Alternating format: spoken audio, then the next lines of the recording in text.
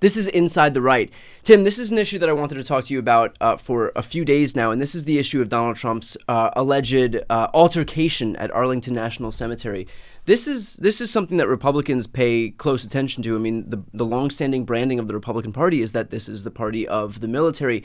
I'm curious what kind of an impact you think that this will have, and I ask about that in particular because, you know, for people who know who Donald Trump is, for so long, it's become clear what his character is. And so do you think that there are actually people for whom this could be a moment where they finally kind of abandon the guy after all of this time?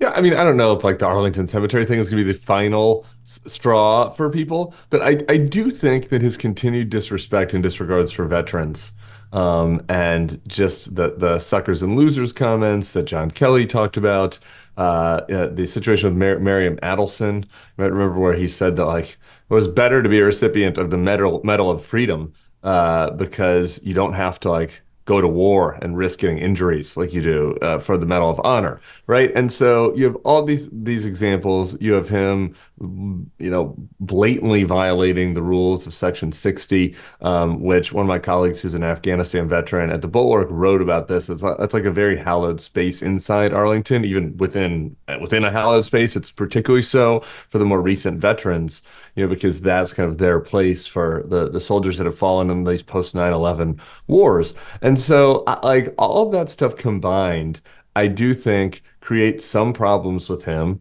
for a small sliver of like kind of traditionally Republican voters, particularly ones with like military families, military backgrounds. You have a lot of these types of voters in Georgia, in particular in North Carolina, for example. And I think it's something that the Democrats and others should continue to use against him because like his behavior is totally outrageous. And I think that the hit is a little cleaner on the suckers and losers stuff. And on this issue, I do think the Afghanistan issue kind of cuts both ways a little bit with that voter set. A lot of those voters weren't particularly happy also with the withdrawal and the way the withdrawal went. But that said, I do think that this is a real vulnerability for him. What about the other side of Trump's ticket, and that is J.D. Vance, and he's been attacking Afghan translators who are trying to gain access into the U.S. because of the sacrifice that they had in their own country, and he's against immigration visas for them. Can you speak on that? Yeah, look, I think of both of them, right? Mark Salter, who was the speechwriter for John McCain, so pretty representative of the types of voters that we're talking about. Right.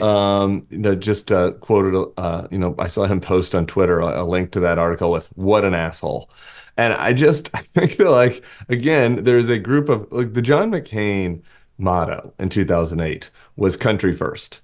Like, so say what you want about John McCain, but like, he cultivated a following of people who cared about American strength around the world, who cared about Americans fighting and protecting, for freedom and democracy around the world, who cared about the military, cared about veterans. Like that was central to his campaign. Now, obviously, the party writ large, the Republican Party writ large, rejected that when they went with a guy that made fun of John McCain for, getting captured as a Yeah. POW. Should have been the first sign. Okay, right? But there still exists like the minority of those people within the Republican Party that like represent that view. And so when you combine this ticket of Trump and Vance, Trump, someone who's been personally so insulting to military members, to soldiers, somebody whose policy, frankly, is pro-Putin and like pretty isolationist and outside of the tradition of a conservative, strong foreign policy. And then he pairs himself on the ticket with J.D. Vance, who said that he doesn't care what happens to the Ukrainians, frankly, which is just a douchey thing to say, in Yeah. addition to being a lot misaligned ideologically with like the Haley voter, McCain voter type. And then for him to go say this, that like just very sarcastically and dismissively, he was like, apparently Afghanistan is a country of translators because every single person that's coming in, that's what they say this person is, and saying that we shouldn't be allowing these people in.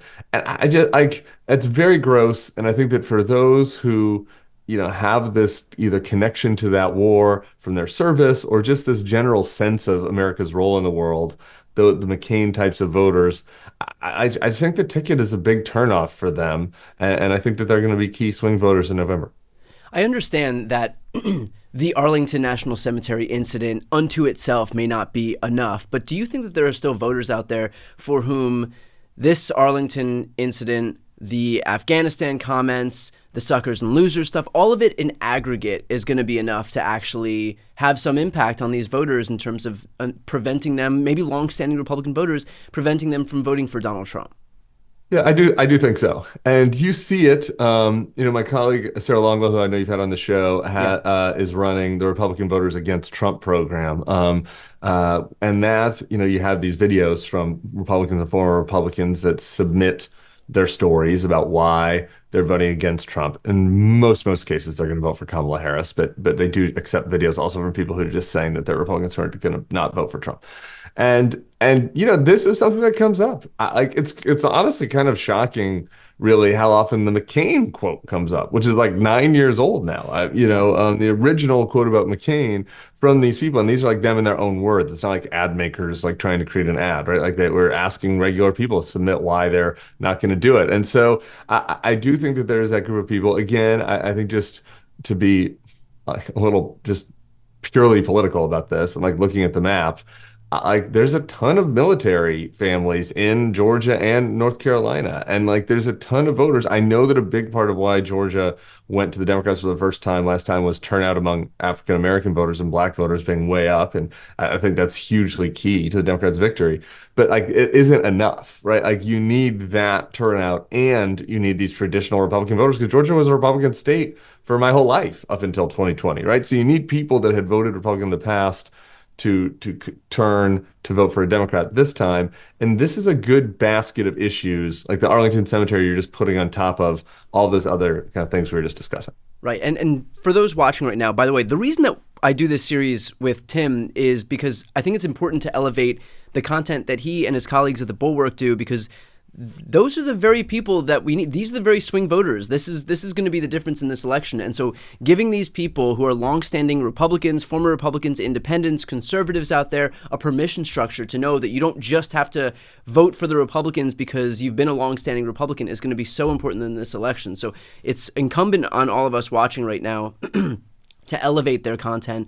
So if you're not yet subscribed to the Bulwark, please go ahead and subscribe and watch their content so that it goes up, bubbles up in the algorithm, so that more people who may be flirting on the edge of not voting for Republicans anymore, voting for Kamala Harris, know that there is a community of people in the same boat as them, basically.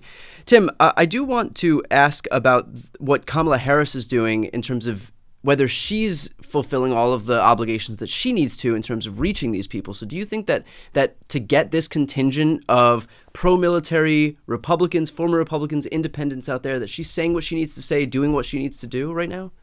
Yeah, I mean, I liked what she did at the convention a lot. I just think that thematically, she's been very strong. One thing that stood out to me, which shows you that I'm a former Republican, because I'm still, sometimes I get misaligned from what the new people in my coalition notice.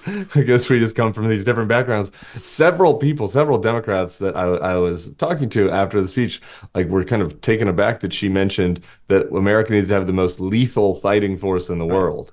And I heard that that didn't even bat an eye. I was like, good, that's what we should be saying. So Yeah. anyway, that's just like one little example, but like the rhetoric within the speech, I think was very much in line with kind of what that McCain voter type I was talking about earlier would want to hear. Now, it doesn't mean that she's completely like doing a John McCain neocon foreign policy. Like, there's no bomb, bomb, bomb Iran happening in the speech, but like in key ways, just talking about commitment to allies, talking about commitment to America's role in the world, talking about kind of that freedom type of agenda. I think in a lot of ways she's had a good olive branch there, and I think that there are going to continue to be policy questions that she's going to have to work through. I think the Afghanistan, the reason why the Arlington one I think is maybe only a small example compared to some of these other things is I do think the Afghanistan issue really cuts both ways with this group.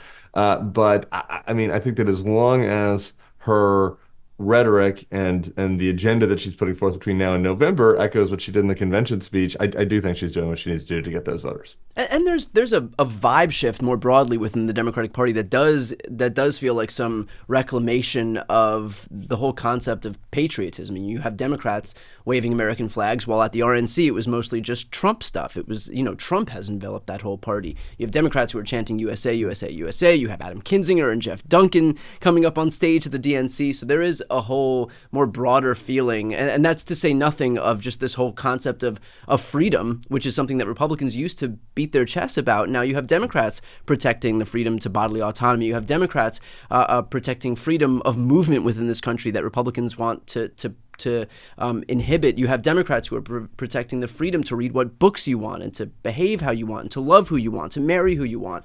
So I think just on a lot of these issues, Democrats are taking a more broad-based approach in terms of reclaiming a lot of these Republican ideals and hopefully giving something of a permission structure to these people to not feel so foreign in the Democratic Party. Yeah. I think Wes Moore was really early on this. We should shout him out, the Democratic governor of Maryland. I did an interview with him maybe 2 or 3 years ago where he was talking about reclaiming patriotism.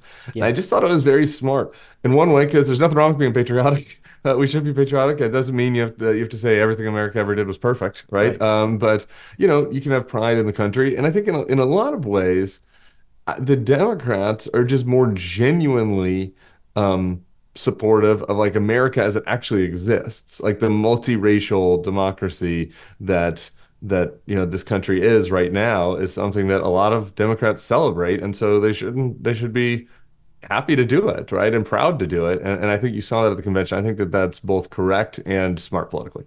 Yeah, as opposed to claiming that America is a failing nation on a daily basis, which while also that it was trying really great back in 1952 when we had separate water fountains or whatever, Yeah.